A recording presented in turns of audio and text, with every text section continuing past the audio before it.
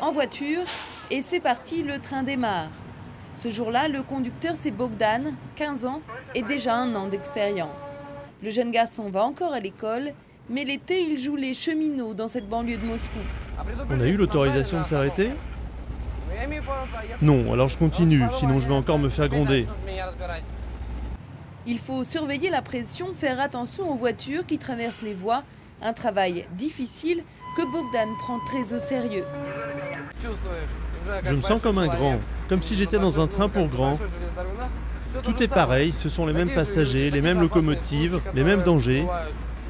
C'est du sérieux. Ce train un peu particulier est entièrement géré par les enfants. Nikita, le contrôleur, a 12 ans, mais sait déjà se faire respecter. Et sur le quai, les mécaniciens, 15 ans, raccrochent les wagons.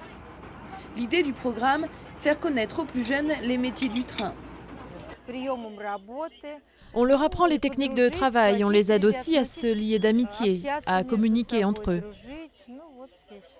Et peut-être qu'on peut aussi donner à certains une voie pour leur avenir. Ce train des enfants a été créé dans les années 30 à une époque où l'URSS manquait cruellement de cheminots.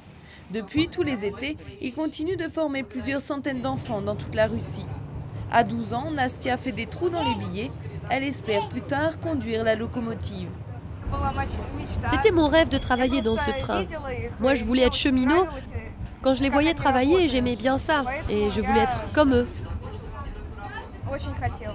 La ligne de ce train des enfants n'a que 4 gares, mais tout l'été, les wagons sont pleins.